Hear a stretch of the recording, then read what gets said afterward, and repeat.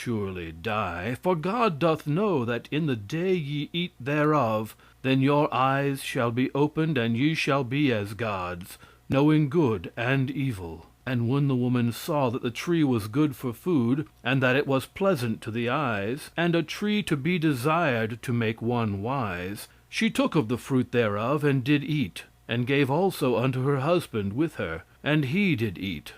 And the Lord God said, Behold, the man has become as one of us, to know good and evil. And now, lest he put forth his hand, and take also of the tree of life, and eat, and live forever. Therefore the Lord God sent him forth from the Garden of Eden, to till the ground from which he was taken. So he drove out the man, and he placed at the east of the Garden of Eden cherubims, and a flaming sword, which turned every way to keep the way of the tree of life. According to this account, the promise of the devil was fulfilled to the very letter. Adam and Eve did not die, and they did become as gods, knowing good and evil. The account shows, however, that the gods dreaded education and knowledge then, just as they do now. The church still faithfully guards the dangerous tree of knowledge, and has exerted in all ages her utmost power to keep mankind from eating the fruit thereof. The priests have never ceased repeating the old falsehood and the old threat, Ye shall not eat of it, neither shall ye touch it, lest ye die. From every pulpit comes the same cry, born of the same fear, lest they eat and become as gods, knowing good and evil. For this reason, religion hates science. Faith detests reason. Theology is the sworn enemy of philosophy. And the church, with its flaming sword, still guards the hated tree, and, like its supposed founder, curses to the lowest depths the brave thinkers who eat and become as gods.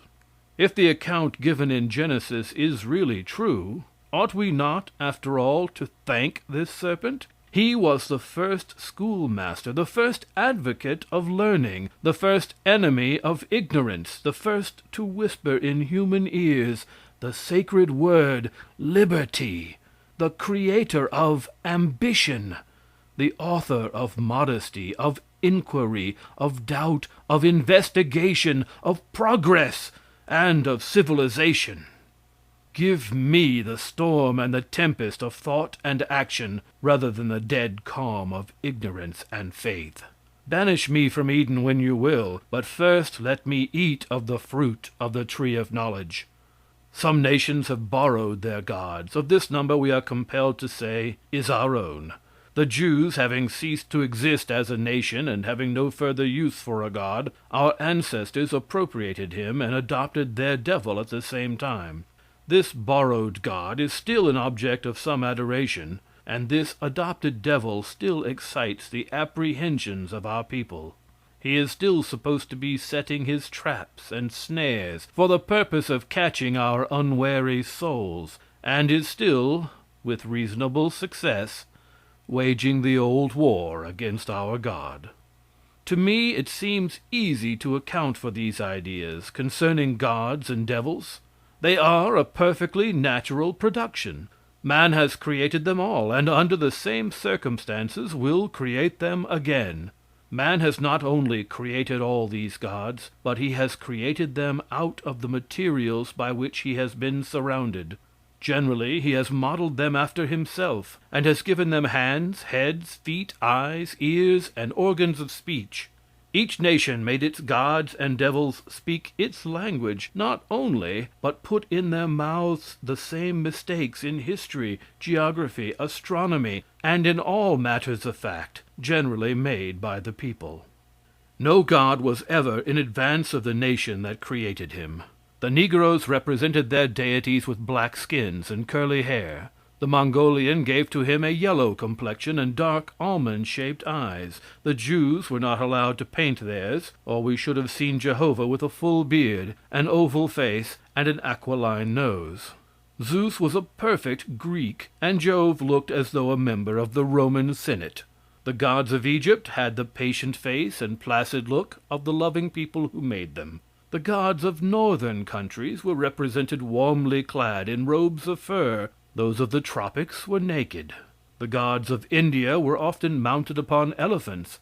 Those of some islanders were great swimmers, and the deities of the Arctic zone were passionately fond of whale's blubber. Nearly all people have carved or painted representations of their gods, and these representations were by the lower classes generally treated as the real gods, and to these images and idols they addressed prayers and offered sacrifice. In some countries, even at this day, if the people, after long praying, do not obtain their desires, they turn their images off as impotent gods, or upbraid them in a most reproachful manner, loading them with blows and curses. "How now, dog of a spirit," they say. "We give you lodging in a magnificent temple, we gild you with gold, feed you with the choicest food, and offer incense to you, yet after all this care you are so ungrateful as to refuse us what we ask." Hereupon they will pull the god down and drag him through the filth of the street. If in the meantime it happens that they obtain their request, then with a great deal of ceremony they wash him clean, carry him back, and place him in his temple again, where they fall down and make excuses for what they have done. "Of a truth," they say, "we were a little too hasty, and you were a little too long in your grant. Why should you bring this beating on yourself? But what is done cannot be undone. Let us not think of it any more. If you will forget what is past, we will gild you over brighter again than before." Man has never been at a loss for gods. He has worshiped almost everything, including the vilest and most disgusting beasts. He has worshiped fire, earth, air, water, light, stars, and for hundreds of ages prostrated himself before enormous snakes. Savage tribes often make gods of articles they get from civilized people. The Todas worship a cowbell. The Kotas worship 2 silver plates, which they regard as husband and wife, and another tribe manufactured a god out of a king of hearts. Man, having always been the physical superior of woman, accounts for the fact that most of the high gods have been males. Had woman been the physical superior, the powers supposed to be the ruler of nature would have been woman, and instead of being represented in the apparel of man, they would have luxuriated in trains, low-necked dresses, laces, and back hair.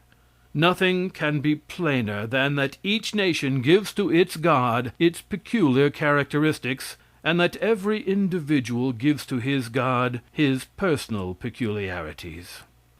Man has no ideas, and can have none, except those suggested by his surroundings.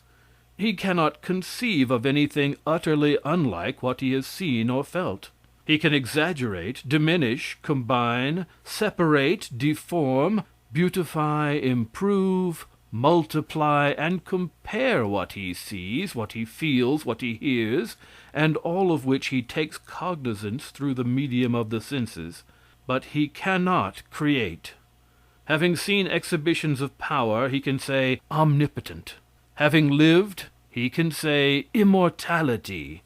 Knowing something of time, he can say eternity. Conceiving something of intelligence, he can say God. Having seen exhibitions of malice, he can say devil. A few gleams of happiness having fallen athwart the gloom of his life, he can say heaven. Pain in its numberless forms having been experienced, he can say hell. Yet all these ideas have a foundation in fact, and only a foundation. The superstructure has been reared by exaggerating, diminishing, combining, separating, deforming, beautifying, improving, or multiplying realities, so that the edifice or fabric is but the incongruous grouping of what man has perceived through the medium of the senses. It is as though we should give to a lion the wings of an eagle, the hoofs of a bison, the tail of a horse, the pouch of a kangaroo, and the trunk of an elephant. We have in imagination created an impossible monster, and yet the various parts of this monster really exist. So it is with all the gods that man has made. Beyond nature man cannot go, even in thought. Above nature he cannot rise, below nature he cannot fall. Man, in his ignorance, supposed that all phenomena were produced